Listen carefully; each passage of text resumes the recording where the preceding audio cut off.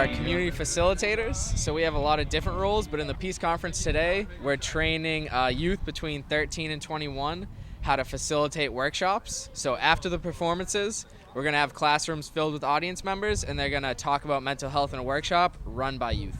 Exactly, and we're just basically behind the logistics of the whole Peace Conference, and we're helping out every way that we can. We're just part of Somerville, and we're here to support everything that's going on with the Peace Conference. Okay, you set up, you're helping.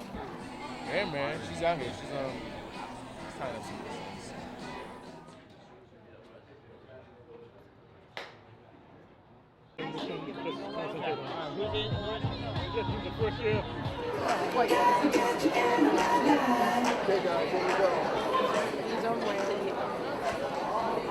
At this time, it is my honor to introduce you all to our mayor, Joseph Curtatone. Good afternoon.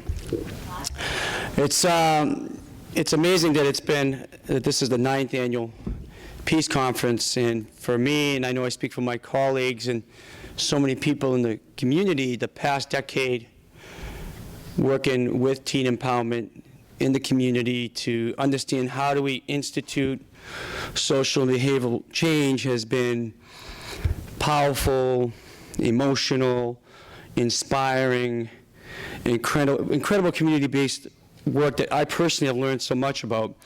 I think this year's Peace Conference, as they all been so important, comes in a really, I think, difficult time in this country. It's truly going on in every neighborhood, street, and in our schools. I think it's that sense of community that you helped us sew together and build over the last decade that's really pointing the way forward for our success as a city. But in no way can we even rest on any laurels or some of these successes, because the challenges we're facing are not unlike what is occurring around the country. I recently wrote an article for Commonwealth Magazine entitled Lessons from Ferguson, Why It Could Happen Here in Massachusetts. And for those of you, if this is your first time at this event, it was mentioned earlier, to stay focused in on the message. It's powerful, it's emotional, you'll laugh, you'll cry, you'll be moved. And let's take an opportunity as we do that to reflect on what's going on, not just in Somerville, but around the country. And I thank you for coming out today, and I thank all you young leaders, your leadership and what you're doing to build really a model city. And if you're not from Somerville, to take the work you do here today and continue to help make change in your community. Thanks for coming out today. Have a great day. All right, listen. You have no chance, all right? Look at your hair. It's not even nice. Look at your clothes. I mean, girl, you probably got that at the thrift shop. And that makeup, what do you have on? They're not looking for girls like you. They're looking for girls like us. I guess that leaves you out. Now one half of a hole, trying to look for a light, but I need someone to guide me, like a mother to a child. We feel the rain, we feel the pain, but can't hide it all. We drink the blood, it screams for things, but can't hide it all that we need. I remember as a kid, my dad would always take my mom, my sisters, me, and my brother out. But it wasn't the destination that made it fun. It was the journey. Walking to Davis Square through the hole in the old fence on Lowell Street Bridge, walking along the abandoned train tracks, the good old days. I love my dad. My dad was not a bad person. It was the alcohol that caused him to make bad actions and make bad decisions. It added more to the pain each time I walked into the living room, and there he's holding that half-filled beer can in his hand. And then I looked at the table, and there lies 5 more empty cans. Actually, like a really good event, just like getting the community together and everything, and like talking about these issues, just like, it's annual, so like once a year, just getting the whole community together, talking about these issues, thinking of like coming up with ways to solve these issues, just like a really great overall event that everybody can take away from this. That's when I walked back into my room, Time to listen to Eminem again. Just makes me so mad, so frustrated, but yet so let down, so sad, so disappointed. I want to tell him how I feel, but I can't. How would you describe the black experience going to Somerville High School now? Well, there's a lot of black people in school. I mean, like, I wouldn't know from experience back then, like you were telling me before. I guess not, man. Not. I wouldn't. You can never hurt me anymore, 'cause I'm better now. And you and your rules won't affect me, 'cause I'm better now. I feel excited, you know. I've been practicing for weeks, for months too, and I'm glad I finally got that out there. I've got the words in my head now. The government's beaten to the ground. I've got a brand new flag for a brand new nation. So what do we do? Maybe pass some laws, maybe find the homeless a couple of jobs, maybe back off. Create awareness for the way that crazy things start to change kids. Maybe speak to me, I mean really speak to me. Sit me down, close my eyes, let me cry, enlighten me. Don't label, don't discriminate, judge me by grade GPA. It's 2015, this is really late. Okay, have you been depressed? Have you used drugs? Have you tried to kill yourself? Why are you guys all close up in my brain? Not to be all up in your business or anything, but you know, like I said, I still don't like you, and I'm not feeling very interested. So give me a little bit of something. Maybe, no, nada, cinco, 5. Okay, then. Yeah, I've been depressed, and I did go through this thing where I was cutting myself. Oh my God, that's so fantastic. You guys are definitely getting this right. But what about the white people? How do they feel about the racism?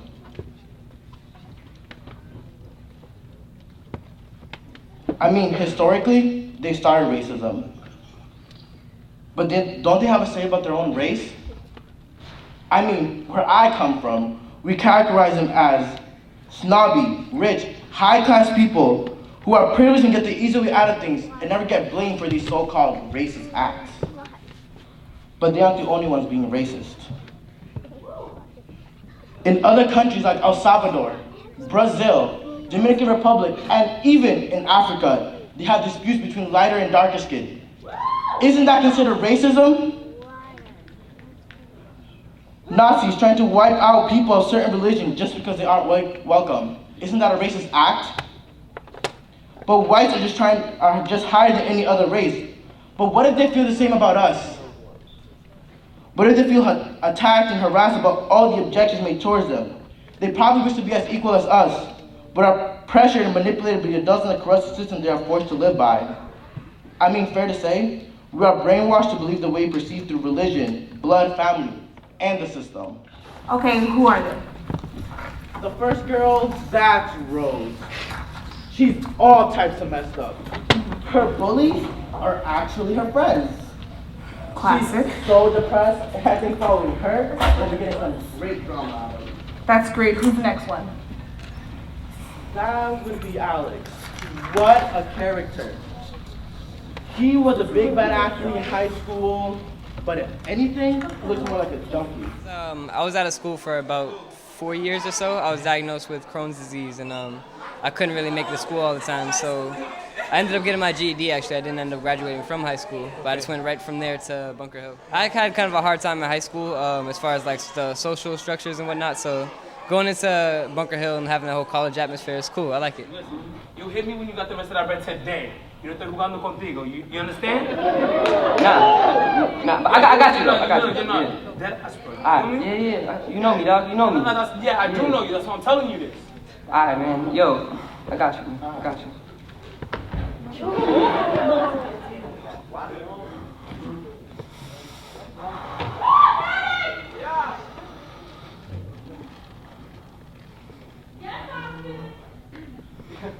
Jesus, Alex. I see it is true. You do got this camera crew following you around. Mark, man.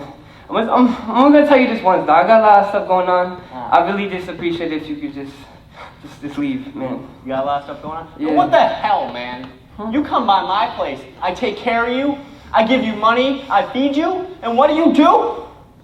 You take the ring mile left for us, you sell it, and then you show up at the park with the camera crew acting like everything's all cool?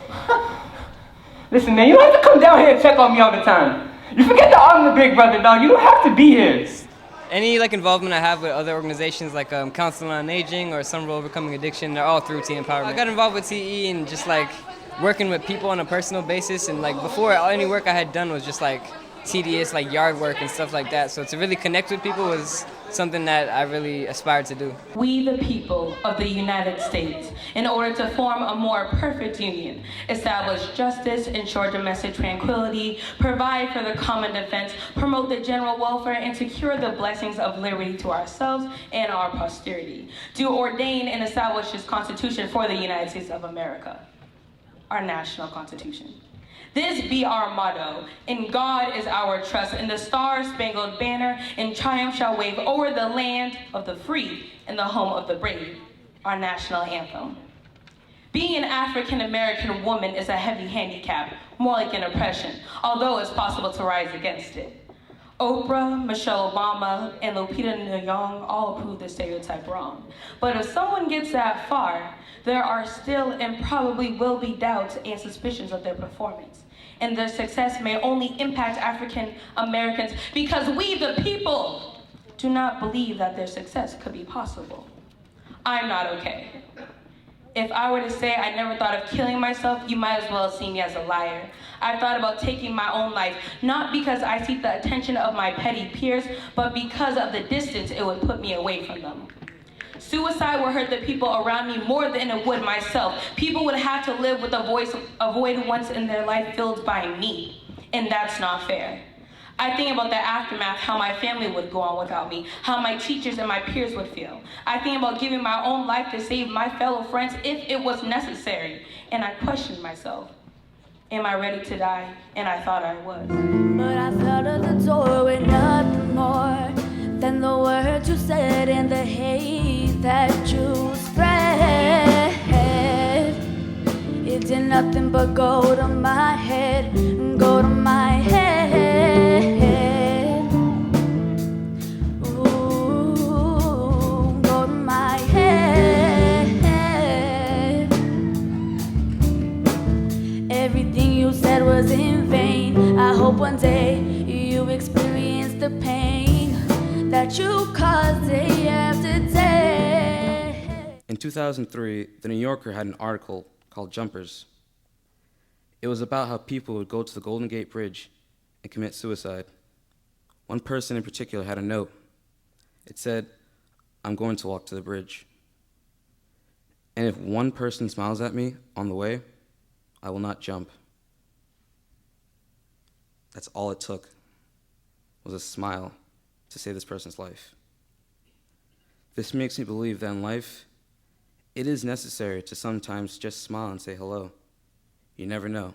You might just save a life. My name is Josh McKenzie, and that's what I did. And that's what hit me. What makes it worth fighting through the depression for me is to be able to help people. When I make someone smile and I help them get through their problems, it's made me happier than I've ever felt before. Sometimes you never really know how your friends are feeling, even though they tell you straight to your face, because you just brush it off as a bad mood or a phase, when in reality that person is really asking you for their help. Sometimes the best thing you can do to help someone is to simply ask them if they're okay, and to show that you care. The best thing you could actually do is to just sit and not only hear what someone is telling you, but to actually listen. That's why I got this job in the first place. I'm tired! So sick and tired of being the girl that pretends to be happy. I want to escape this hell that I have been living in. But I feel as if no matter how hard I try, I can never truly escape.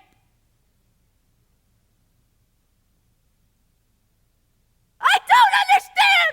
Why can't any of you hear me? Can't you tell I'm screaming at the top of my lungs? You're all just walking past me by, as if you don't hear a damn thing! Can't any of you tell? My smile is less bright. I'm more quiet than usual. My thoughts have become more dark. Where did it all go wrong? When did this weight become so heavy? It began to crush my lungs, making it impossible for me to breathe. Please, help me! My name is Alex Costa.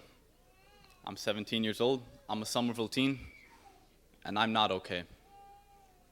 Those words, I'm not okay, they may come as a shock to you because we're all so used to hearing I'm fine. Even when we know we are not fine and we are feeling horrible pain, we are always just fine. Every day I see friends, teens, and people in general walking around with pain in their hearts, and yet no one knows why. We continue to say we are fine. Every day I see teens with scars on their bodies, teens displaying self-destructive actions, and teens wishing they were dead. And yet we still don't know why they're in so much pain. Sometimes we don't even know that they are in pain. But why? Because we are afraid to speak up. We are afraid of the judgment. We fear that if we speak up, if we tell others our pain, tell them what we've done in order to try and cope, if we say that I have a problem, and or I do drugs, or I cut, etc., we fear that we will be judged and viewed as an outcast for it. I'd like to do a quick social experiment with the audience. If you would all please put your heads down and close your eyes. I'm going to read off a few sentences, and if one of these applies to you, I would like you to raise your hand and keep it there until I tell you to put your hand back down. So, everybody with their heads down, let's begin. I have been hurt. I have hurt others. I have felt pain. I have been scared. I have felt lost, experienced loss. I have felt worthless, not good enough, ashamed for my mistakes. I have made mistakes. I have been used others. I have felt empty, enraged, depressed. At some point in my life, I have not been okay. My hand is raised too. Everybody, look up, open your eyes.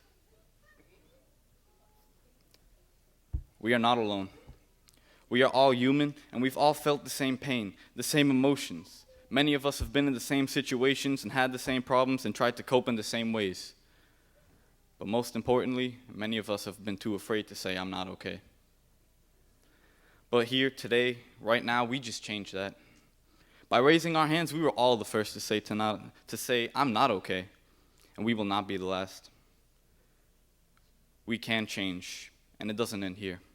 We will continue to change, and we will continue to break our fears of saying, I'm not okay. Thank you.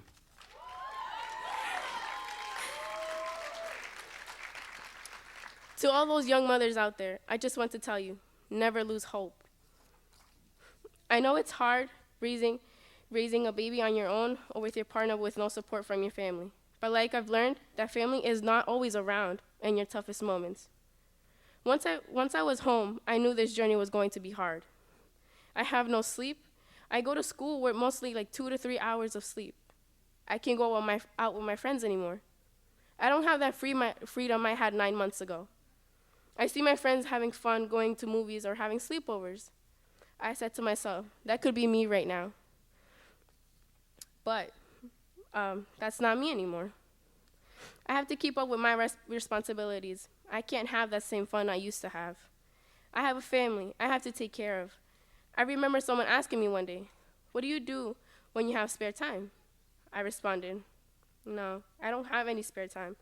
And and if I have spare time, I don't go out because I have to be home. I've learned that I don't need to go out and have fun. All the fun I have is spending time with my son. But I've learned that in the end, you will know that all the obstacles you face along this journey was worth it. It was worth it because you have someone looking up to you, which is your baby. One day, your baby will be grateful of all the sacrifices you did for them. They will call you their superhero. But like I said, never give up because of all the sacrifices you've done will soon pay off. Thank you. Young people dying, hurting mothers crying. We need a way to create a better day. Violence is all we see, tearing down strong families. There needs to be a change to create a better day. You know, Corey, can you play something for me, bro? I'm not really feeling that. Help me out, bro.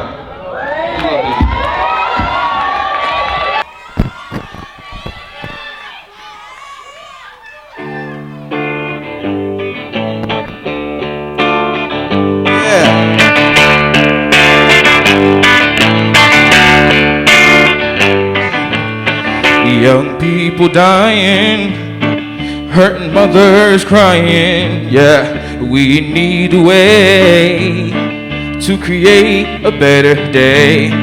Violence is all we see, tearing down strong families.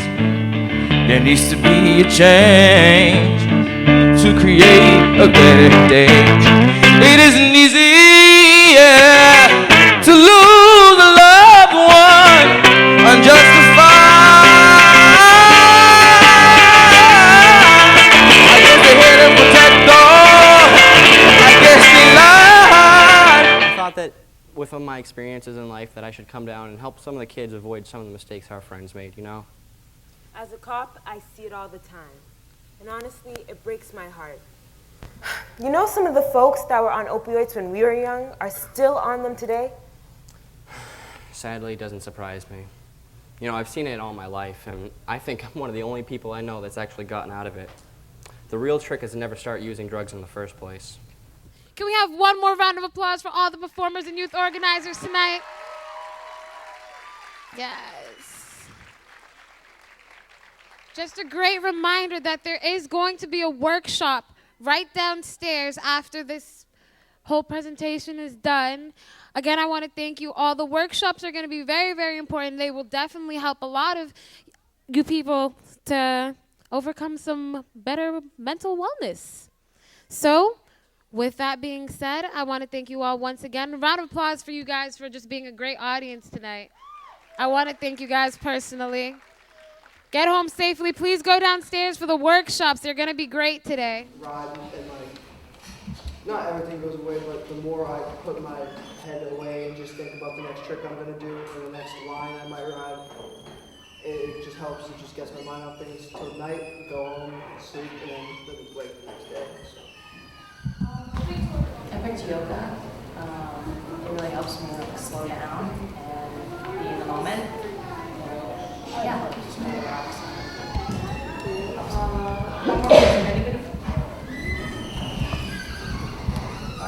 Talking to other people. I feel like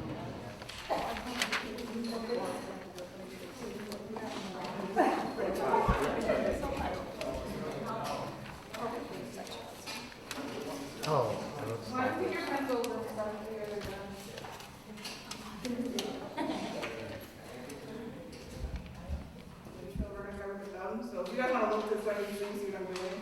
If you want to yeah, just grab your thumb and then again. Now, what do you foresee in the future? For teen empowerment? Yeah. I see great success. I know that even myself, when I get to a point of financial success and stability, I'll be giving back to teen empowerment and their cause. There needs to be organizations like this that get the input from the youth and give them a voice and show kids that they aren't in this alone. I have to ask the ever-present question. What is it like now? What's your experience? I feel like Somerville has changed in diversity, though there may not be as many blacks in the school. There's a great variety of cultures and students in the school now than there's been before. Definitely. I recently graduated, just finished my first year in college. I think for me, when I graduated, for us, there was no color. Though, as Catherine said, I think the most black kids, I would say 10, but I could tell that time has changed, definitely, and I think it's easier for us now.